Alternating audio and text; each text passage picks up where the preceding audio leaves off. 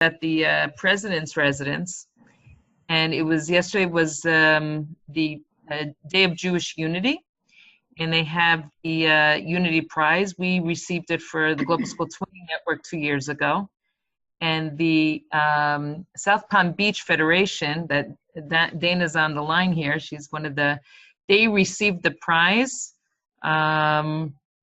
yesterday. It was an amazing ceremony, and they received it because they are so amazing at and are being recognized for the way that they bring together the entire spectrum of Reform, Conservatives, Orthodox, and the way that they not only bring them around the table, but they bring them to joint action. So as I'm looking at Dana's name on my screen, I just want to share that with everybody who has joined us on the line.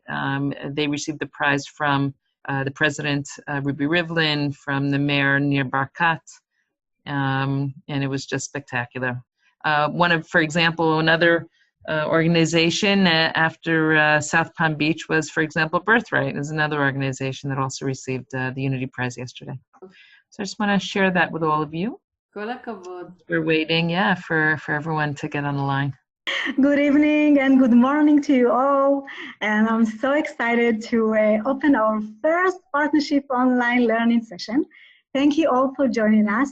We have around 70 people registered, and this is truly wonderful.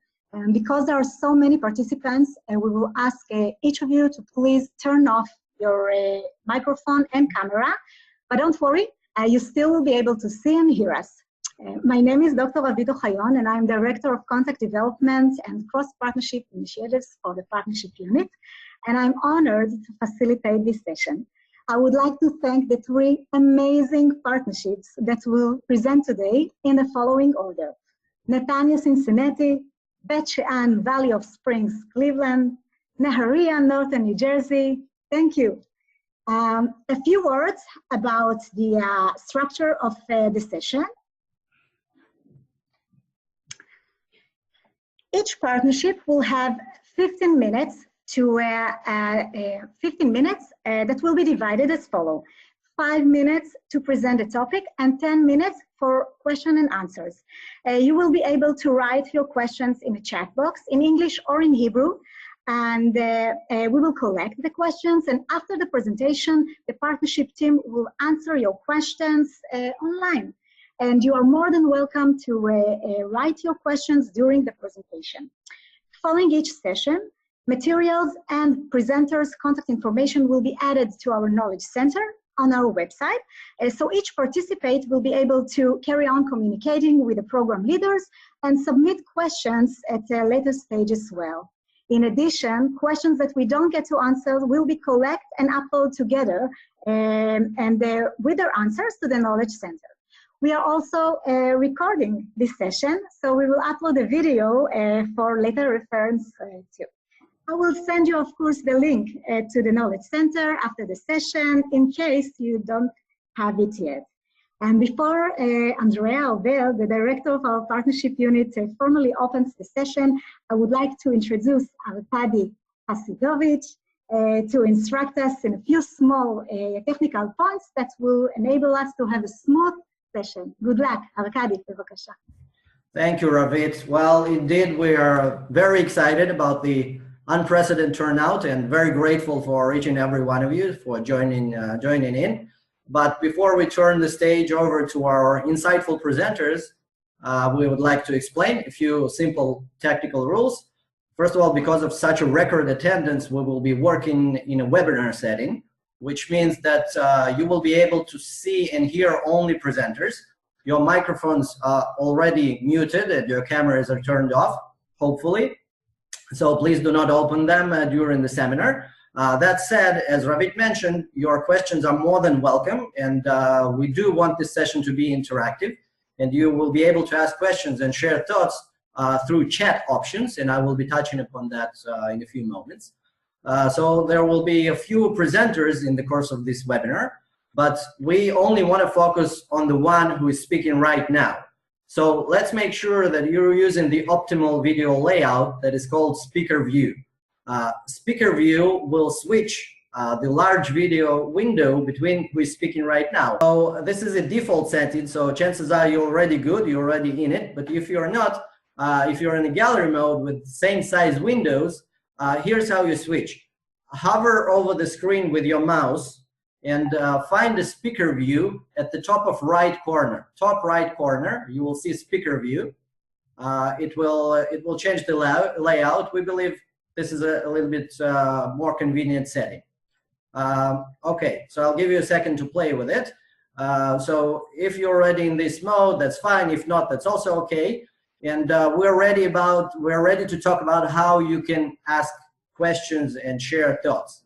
Well, as you remember, your microphones and cameras are always switched off. So to interact with the presenters, please use chat. This is very easy. Simply click on chat button at the top of your screen. At the bottom of your screen, sorry, it's in the bottom of the screen. You'll see chat options. So just click on it and start chatting. Start asking questions and sharing your thoughts. And if your chat window blocks your view, you can move it or close it and then reopen it. Please note that your messages will be seen only by the presenters, and the rest of the participants won't be able to see them. All right, so if something is not clear or there are any hiccups with video or audio, you can also use the chat box and we'll try to help you out. Well, ladies and gentlemen, buckle yourself up and let's learn a thing or two. Ravit, the stage is yours. Okay, Andrea, thank you. Andrea, put yourself on, open your microphone.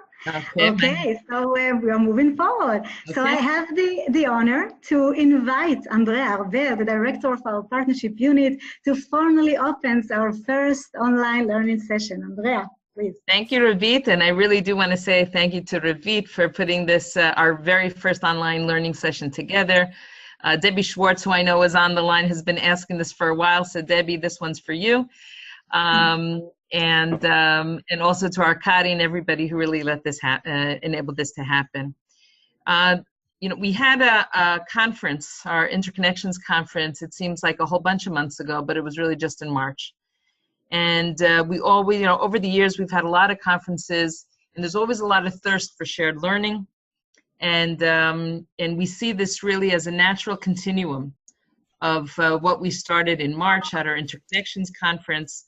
We have another 2 dates set for the conference, September 4th and September 4th and December 4th. For each of those, everybody will be able to sign up when the time comes. It's not, you don't sign up for all 3, each one separately.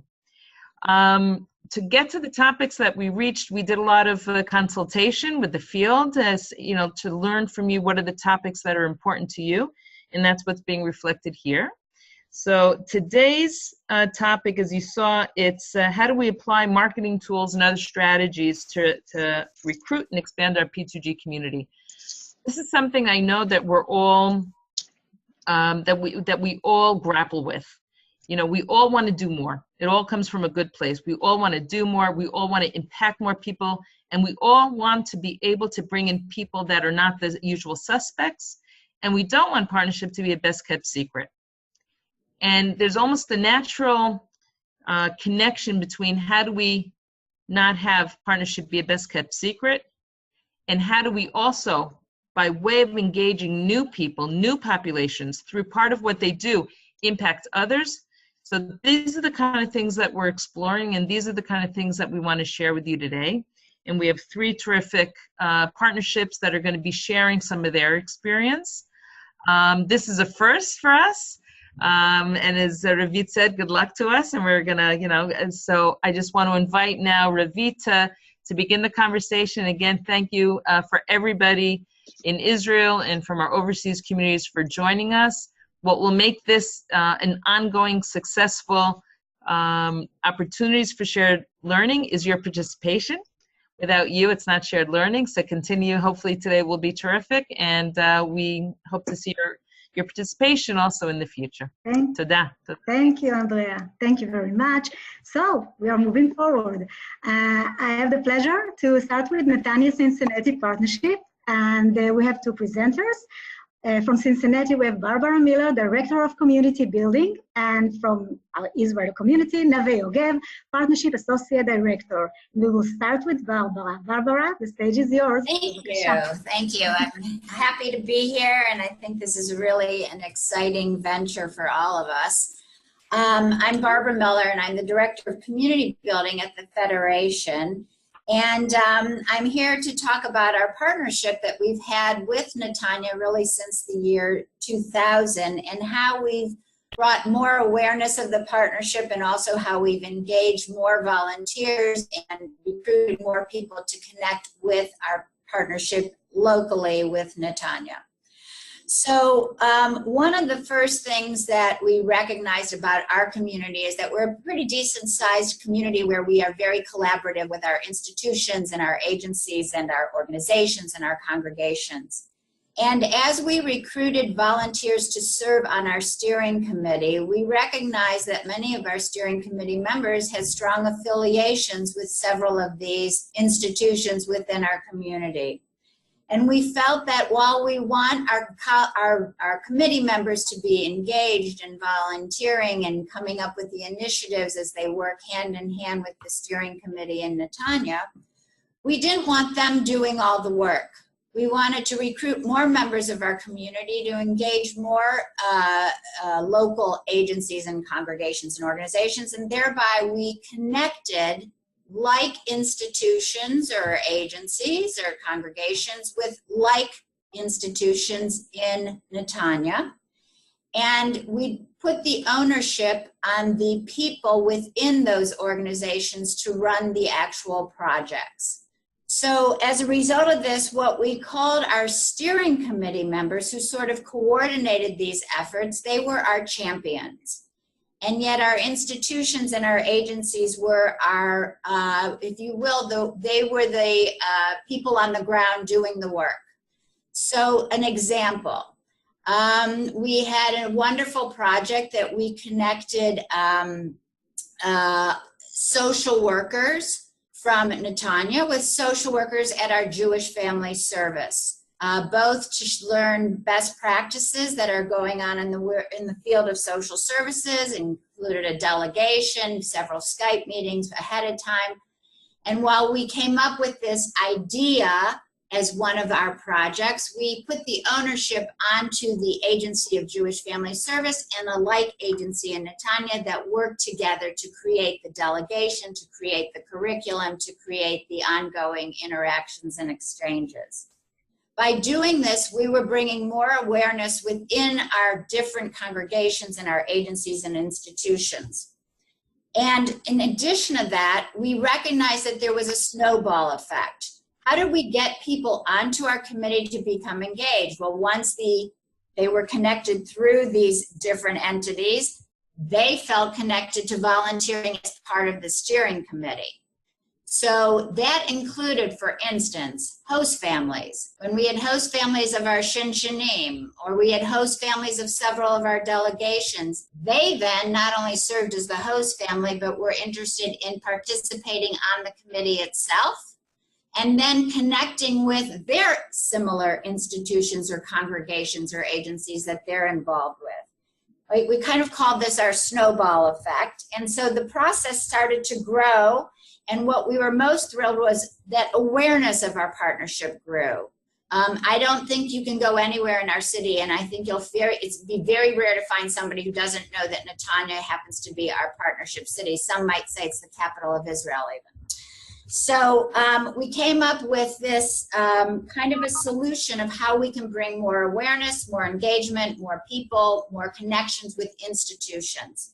And then finally, the way we used marketing materials, the way we use social media, blogs, all of those wonderful things that we can now do in the 21st century was truthfully more about celebrating the initiatives that we were doing. It was a way to bring more awareness, to make things more personal, and we directly connected also through direct emails to those in our community who we know have a strong leaning or interest towards Israel. So it wasn't necessarily a massive marketing campaign as much as we already were aware of who in the community has strong connections, feelings, attends our programs when focused on Israel. And it was another way to engage those people with our partnership. Questions or Nave, would you like to add the Netanya side? Less about the Netanya side. I wanted to ask you two questions. One is about the blogs that are used to promote the partnership activity. And the second one is how do we use the Federation internet platforms to promote what partnership does? So the blogs that we have used, I don't know how many of you are familiar. We have our Shanim program, which we call the Chavarim Israel program. Oftentimes they are writing their personal reflections on their experience here. Several of our champions, our participants, our students who are part of our delegations will also write blogs. We have a specific blog right now going on with our Onward Israel cohort that has a connection with our partnership. They will write blogs about that connection. So we are using people who are touched by the partnership to write blogs and their own personal testimonies. We have host families who reflect on their experience of hosting. And this draws more interest. It drums up more interest among our members of our community to get more involved. They learn more about it, they hear more about it. Similarly, we started a reverse Chavarim, we call it, program where we have a young adult who has actually been living in Netanya this past year, and she is blogging from there and sharing what her experience is like to bring American Jewish life, if you will, to Israelis. And so that has generated a lot of interest and actually has served as a way to recruit future participants in this program. And I see there's a question. I'd like to know if it has a minimum gift requirement for their steering committee members. Did they get the agencies to take this on? Did they provide funding, for example, to have a staff member coordinate this? Okay, so our budget for our partnership comes from our annual campaign, obviously. We expect anybody who serves on any committee of the Federation to make a gift to our campaign. We do not have a minimum gift. We say a meaningful gift. So there's no one who can serve on any one of our committees throughout the Federation without contributing to the annual campaign, because it's the annual campaign which allows us to do these kinds of programs. So that is a requirement. Let's see what I'm seeing. Was there another? How is, okay, to determine which programs. So to determine which programs, as I mentioned, on our steering committee are a diverse group of members who represent our different organized institutions within our community. They are the ones who are sitting in a steering committee coming up with ideas along with the volunteers in Netanya of what kinds of initiatives we can create. Once there's sort of an idea generated and they come to an agreement, that champion, that steering committee member, will take it to the institution. It may take it to the JCC. It may take it to a Reform congregation. It may take it to our Holocaust Center. And they will propose the idea, generally get either the executive director of that agency involved or the rabbi of the congregation or an educator, and to see if we can get their buy-in. And then in Netanya, similar things are happening with a like partner. And so that's generally how that occurs. I have a question. Do you feel that since we had this process and using all the blogs, there is more awareness of partnership in Cincinnati? Absolutely. I think, I wish I had my marketing director here who could tell you how many hits we get. It's I think our biggest hit actually is those things that are focusing right now on our partnership in this community. And I can email that out to you if she would have that information. and what other organizations within the Jewish community have joined to the partnership activity through the Federation? So currently our programs have, as I said, have involved several of our congregations, our day schools, our JCC, our Hillel. We have done programs with even our elderly Russian-speaking seniors and connecting them with Russian-speaking seniors in Netanya. So we've had, a myriad of institutions bringing more awareness, our camps, our preschools. There's been a whole slew of different connections through our local agencies and congregations. I'll just want to add a sentence about Netanya. We have a good connection and a pretty good awareness of the different organizations we have in the city, like the community centers, the municipality itself. We feel that we still have work to do to get the awareness of the people on ground, of the citizens of Netanya. One other thing I just want to talk about this model, a side effect, if you will, of this, doing it with the organized Jewish community. When we bring Israeli delegations here, and every delegation we have is a two-way street. So we go to Israel and Israelis come to Cincinnati. One of the highlights of this is the exposure Israelis are getting to American Jewish life, to pluralism, to diverse ways to practice Judaism, to a better understanding of how Americans really care deeply about Israel and what it takes to generate connections and support and advocacy, and probably some challenging times right now. And what we've noticed is when we connect Israelis with our different institutions, they come away with many epiphanies. Epiphanies on, wow, there's different ways you can practice Judaism. That's one. Two is never realizing what it takes to have an organized Jewish community in America, that it just doesn't magically fall from the sky. So there's an epiphany that way. And three, that there are people who really genuinely care to make connections with people.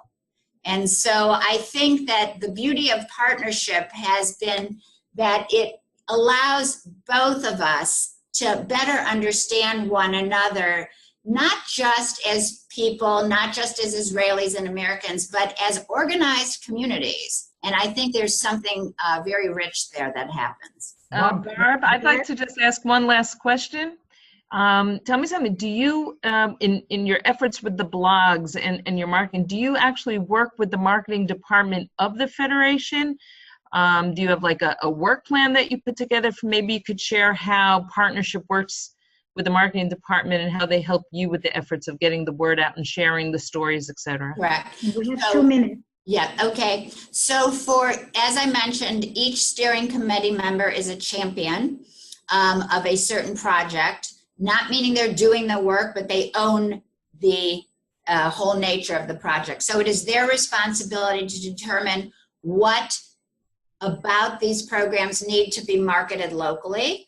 They work with Sharon Spiegel, who staffs the P2G program, and they come up with a plan, whether it's a blog, whether it's an article in our Jewish newspaper, whether it's a direct email coming from our CEO about some of the things that are happening, delegations that are here in Cincinnati at the time. And together, that plan for all the programs will go to our marketing department. Now, they can't do everything. They have the say on what will work, where should it go, when should it go. But we get really generous coverage of many of the things that we're doing. And truthfully, again, as I indicated earlier, those blogs are really getting well read compared to many other things that we're putting out there in the community.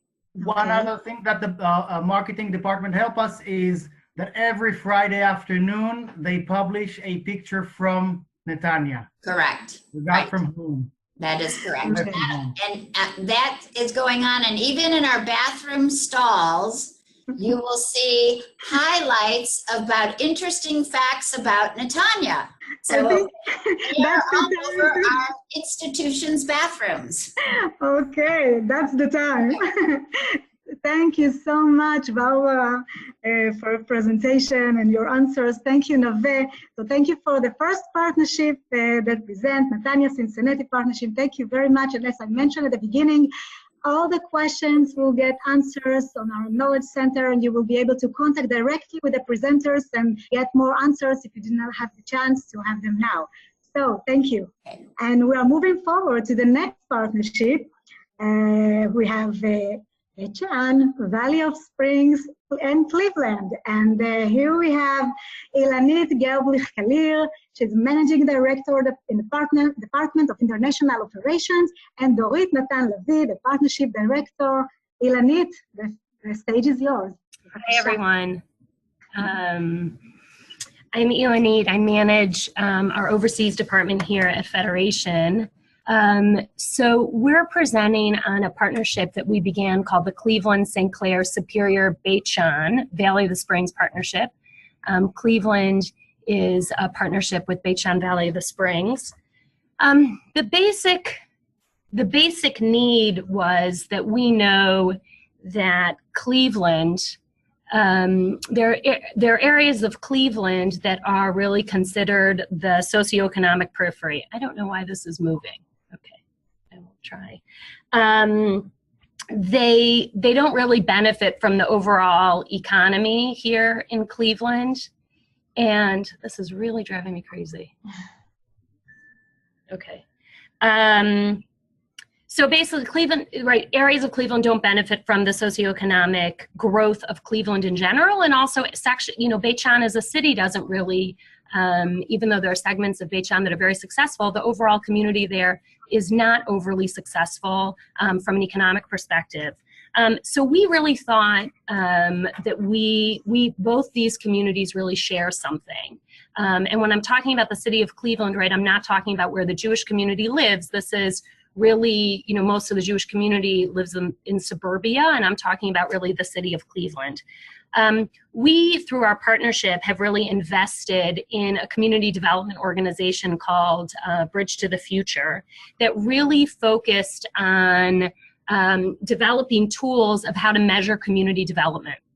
And we decided that there was an opportunity here to bring those tools and methodologies to the city of Cleveland. And likewise, we understood that the city of Cleveland, especially an area called St. Clair Superior, had a lot to give to Beit-Shan. And specifically, we were looking on doing these focus areas that are listed on your screen that we really felt was beneficial to both. The process that we undertook was we submitted a proposal to a private foundation that was really interested, I would say, very much in the city of Cleveland. And we got funding for 2 funded exchanges that were focused on bringing people working in community development. These were professionals working in community development and activists. And we had 2 delegations. This is one delegation from Beit-Shan to Cleveland. We had 11 participants from Israel. I would say these are people who hold positions within the municipality and are activists. They came to Cleveland, these are photos from Cleveland, and really focused on the benefits of Cleveland.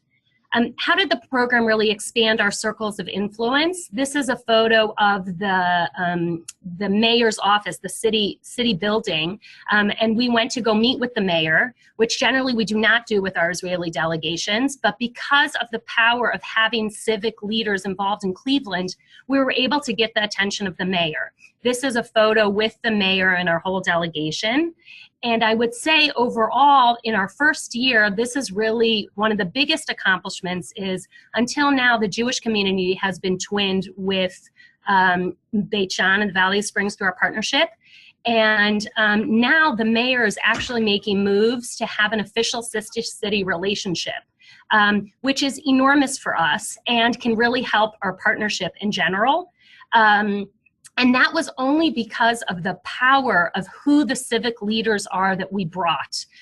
We've been twinned with Beit Shan since 1995, and nothing that we've ever done has achieved this kind of level of influence and expanded the circles, I would say.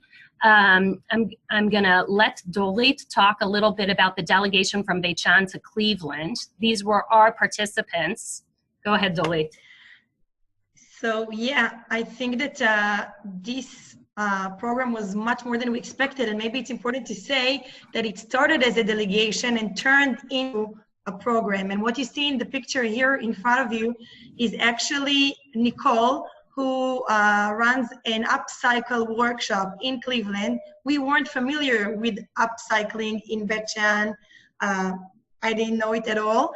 And you can see her working with the women organizations of the city in order to teach them how to do upcycle. She also did a workshop for the local artists. And today, the local artists of Beit Shan operate different workshops for upcycling activities for kids, for grown-ups. So it really got to a lot of people in the community. Another picture, I think the next slide shows the kids the volunteers in the library, and what the person in the picture is Felton, who runs the Cleveland Library. And when he was in Beit Shan, he saw that the manager of the Beit Shan Library worked with kids and got them very engaged, and kids started volunteering. And when Felton came, their parents were involved, their friends were involved. And again, this is how we created bigger circles of impact by the partnership. I wanted to add something else, which might be obvious to you, but most of the civic leaders that we involved in Cleveland, right, they're working in community development. They're really, right, the far majority, all the participants really were not Jewish, and they knew very little about Israel.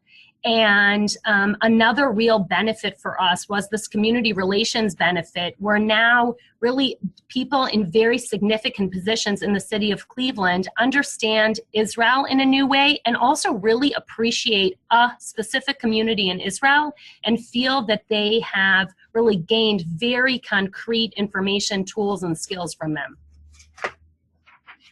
I think it's also important to mention that the people that were on this group were chosen really, as Ilanit presented, the focus areas, but really one of, that there's a lot of, there's a big farmers community in the Valley of Springs. And one of the problems in Cleveland, for example, is with the getting fresh food, right, Ilanit? Yeah, like a food desert. Local community, right, food desert for the local community. So bringing someone who works at the Eden Farm, the local Eden Farm, to teach about urban farming is something that was in benefit of the local community over there. It really empowered the professional that we brought, who is now more involved with the community and helps us on many other projects too. Right, so I just want to add, so when we talk about expanding influence, I think what was unique about this program is that we really were able to expand our influence within the city of Cleveland, within non-Jews, and then that really benefits our community relations or our CRC agenda. So when there are issues with, on our local campuses, for instance, or issues where we have a city club here that brings in speakers about Israel, we have much more influence within the community because of who these participants were and who their circles of relationships are.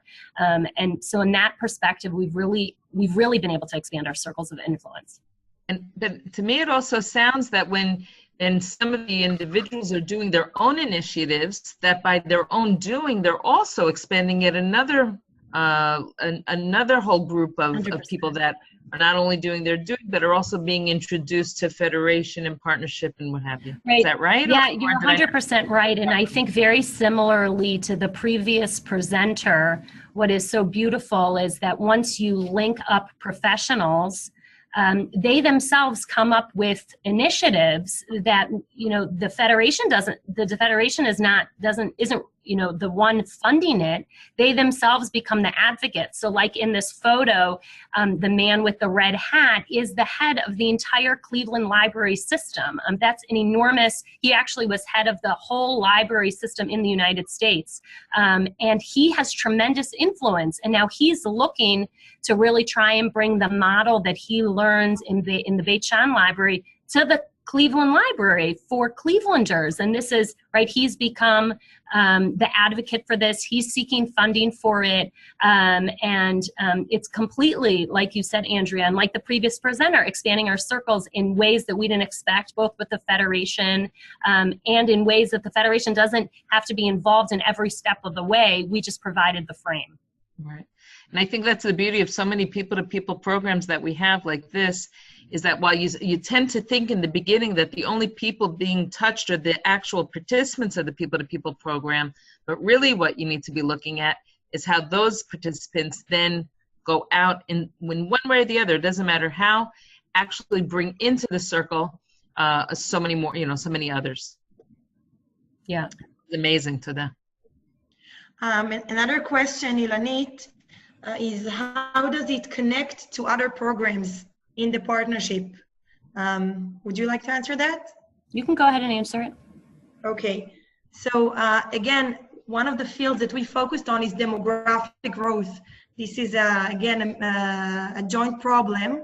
And we connected someone who's working on demographic growth in the St. Clair neighborhood with people who run the demographic growth department in the Valley of Springs and in Beit Shan.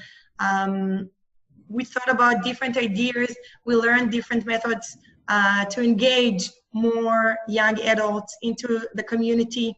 We, even people who are not a part of the delegation and runs the local young adult centers, learned a lot from this group. And we are leading now another program called Shutafim, which is a scholarship program. But through this scholarship program, we got a group of 10 participants, academic participants, who are now becoming local activists. It started with scholarships, but we participating in a course about Israel and diaspora relations. Each participant also learned about this program, the St. Clair program, participated in different workshops and activities that we did. And this is just one example out of many programs that met the delegation. I just want to add one thing to what you said, just from the Cleveland perspective. I think this is also the first program, I would say, that we involved many other departments at Federation. So, for instance, the staff person who even went with the delegation was not anybody from the overseas department. We had somebody go who really, her expertise is the city of Cleveland and working with local governments here in Cleveland. We had deep involvement of our CRC department and lay leaders, and even our committee, the committee that managed this program. The majority of them were selected because of their expertise and knowledge of the city of Cleveland. They were not people who I would say are the regular people connected to Israel. And really this for us was an opportunity to engage people who really care about the city of Cleveland and show them, you know what, our community in Israel has a lot of value and a lot of similarities, and really open their eyes to how much we can gain from this partnership relationship that wasn't really obvious. Because a lot of people, right, who sit on our partnership committee, they're really interested in Israel. But the people that were on this committee were people that are actually interested locally in Cleveland. And those often are the people that we, don't have the opportunity to talk to or get involved. Ilanit, okay. Can you stop the presentation so people can see you? Okay. Perfect. And there is a question. Do we have time for only one question? Dorit, please. Okay, one question. Yeah, so there's a question here. Did you get a lot of press coverage around the St. Clair program? Or were you looking for such coverage? We have 1 minute for the answer. You know what? I don't actually remember, which makes me think that it wasn't a huge, we didn't work on it so hard. We know that, I think we mainly worked, and I think this is often what we do, we so worked on the individual relationships and the circles of influence that they had. But we did get coverage, for instance, when we met with the mayor, the city published something and things like that. As the program continues, I think we're going to focus more on the press angle. Okay. Thank you so much. Thank you, Ilanit. You're welcome. And thank you, Dorit. Thank you so much. And we arrived to the last partnership, Naharia, Northern New Jersey. And here we have Joyce Greenberg, Program Coordinator from Northern New Jersey, and Judy Yuda, Partnership Director. Bevakasha, the stage is yours. Joyce. Good morning. I'm just trying to make this big and everybody see. Okay. So we had a program called the Emergency Volunteers Program. It's an agency from Israel that trains people from the United States to come to Israel in times of emergency to work as firefighters, as community volunteers in shelters. And, we're always looking for a new way to engage our community with partnership together and with Israel. And we had done a huge market survey of our community, and what they determined was that Israel's safety and security were a top priority in our community. And our goal was to develop programming to meet this need, and it was a great fit with P2G. So, there were a couple of other additional factors that convinced us of the need for a program like this. So, of course, we always want to increase communal engagement in P2G. We're always receiving inquiries from community members on how they can help in Israel. And there's no direct pathway. You can't just get on a plane and go to Israel and be, okay, here I am, I want to help out. So this was really a great fit for people that wanted to do something like that. In the past, we've run P2G missions for emergency personnel that have been highly successful in our community. And this was a way to further engage those people. Many of them are not Jewish, but they're really important to us because they're great gateways into the community and putting forth our message. And we also have one of the largest public safety institutes where we held the training, and the fire instructor happened to have been on one of our past missions. So again, it was a great connection for us. So you can see here, this is just a quick showing of our survey, showing that most people are looking for a safe Israel, which is really great to know that. So our recruitment involved a heavy marketing campaign. We made sure to get with our marketing department very early. We had the program in the spring, and we worked for months with them to make a great flyer, to get out e-blasts to our community, a website, a registration page, press releases. We had 2 great articles that were in our local papers about the program. We had a lot of social media. They were posting things on Facebook and Twitter. And again, allowing for plenty of lead time. As other people have stated, our marketing department is not only for us and our P2G programs, so giving them plenty of time, it really allowed them to make a great campaign for us. The other really important thing that we did was we found that directly marketing to our people works really well. So we worked with our past mission attendees, of course, our P2G committee, who's amazing. We directly contacted the men's clubs, sisterhoods, Israel Action Committees, trying to find influencers in those groups that could then reach out to their circle and bring as many people in as we could. Local fire stations and rescue squads and physicians from our federation groups that we know. And our P2G lay leaders were really instrumental in recruiting, and many of them participated in the training, which was really exciting for them. And this gave them an opportunity to be more engaged within Partnership Together, within Federation, and to show themselves to their community as Partnership Together leaders. And it's a great way for people that don't know about P2G to really learn what we're doing, and it really was an exciting program. So the results, we had about 50 participants. This is the first time we've ever done this program, so we thought that was a great turnout. It is a little bit too early for us to know what the end result is going to be, but we got great feedback from everybody that did the program. We really feel like we engaged our community, and in the future, we're looking to make this either a yearly or a biennial program. There's definitely a great potential to build a mission of people that participated in this program and to visit our sister city of Nahariya and their hospital. And of course, increasing communal engagement in P2G is always an identified goal. And this provides us with a group of people that have shown their commitment to Israel. And there's tons of opportunities for them to sit on committees, to host Israeli delegations that come, and to attend our Israel programming.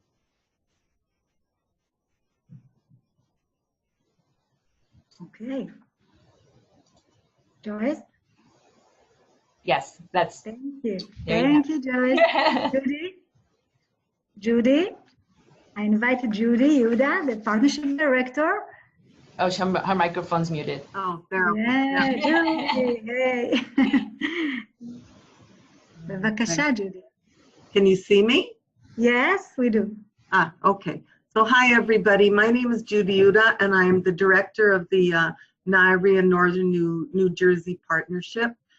And what I want to do first is to give you just a very brief explanation on what the Emergency Volunteer Project is and the group that we worked with. This is an organization that I'm going to show you. I'm just going to share a screen so that you can follow me. Just 1 minute. No EVP. Go away. Okay. There we go. So this is an organization that we met a couple of years ago, and when I was in the Hadera Yaron partnership, we even utilized this organization for training when we had a delegation of emergency people, mostly people from firefighters that came in. What they do is they go to America, and their goal isn't partnership. Their goal isn't to reach out to the Jewish communities necessarily. Their goal is to train Americans, Jews and non-Jews, able to come to Israel in a time of emergency. This means either a war, God forbid, or an earthquake or some other sort of national disaster. They have trained over 1,000 people already in America and in Israel. They train in three different lines. The first, of course, is firefighters, and we saw them here when we had our big fires in 2016. Many of you will remember the big fires, especially in Haifa. They are able to move very, very quickly, and within no time at all, they had a whole group of firefighters that came to Israel and actually took part in fighting the fires that were in Haifa and all over the country. They also prepare medical professionals, mostly doctors, so that they are trained and certified. So when they come to Israel in time of emergency, they're not just shadowing, but they're actually treating patients, going into the hospital and doing things that the doctors who have been called up to the army would be doing, and they're actually taking their place. And the third thing are the community service responders, which are people from the community, volunteers who come into the municipalities. Each and every municipality has their own group of emergency responders, and so they'll be helping, like you'll see below, with water, the water authority, with bringing supplies and making sure that people that are stuck at home or in shelters are taken care of. So this is what their main goal is, and they're reaching out to federations. They're reaching out through our partnerships now in order to find ways to recruit more and more people. We saw this as a hand-in-hand opportunity to, like Joy said, it was for the present time, it was more based on our American side. How do we involve and engage people in our Jewish community in northern New Jersey to become involved with Israel, with Nahariya, and with the partnership. We have full cooperation with the local hospital, the Galilee Medical Center, and they're ready and willing to have the doctors come in and work with them. We have one of the people that went to train in the process that Joyce was talking about was a doctor, and actually an Arab doctor from the hospital. So that's the organization itself, and it's a very significant organization. You can look them up. It just is Emergency Volunteer Project on the website, and you will get all the information you need. Judy, we have several questions, Judy, for you. Can you put up the share screen? Stop the screen share. Okay. And we have some questions for you too, also about the Israeli side, the influence, the marketing that we are doing on the Israeli side. Do you hear me? So on the Israeli side, we're still not there because everything has happened until now in America. The part that's going to happen here in Israel will be connecting those volunteers to the municipality here in the region, in Nahariya, so that our volunteers will be able to be actively involved in any kind of emergency volunteer work that is necessary in the community. We are still not at that stage. As Joy said, we're hoping to have a delegation that will come and do further training in Nahariya, and that will be the stage where we will get the Israelis more involved in this program. Our main goal right at this present time was to reach out to the northern New Jersey community, so that that's where it starts. They in this case, they are actually they're going to be coming here and joining us. So hopefully in the spring we're going to have our first group here. There is another question about the language. There is a language barrier to the volunteers? First of all, as far as the firefighters are concerned, firefighting is an international language, and there's no problem. We have hosted in the past policemen, emergency medical personnel, and we have had no problems with that. And I imagine also we still don't have experience with the community volunteers, but I imagine that we should be okay.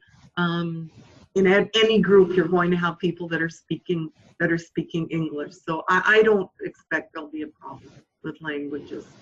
Okay, thank you.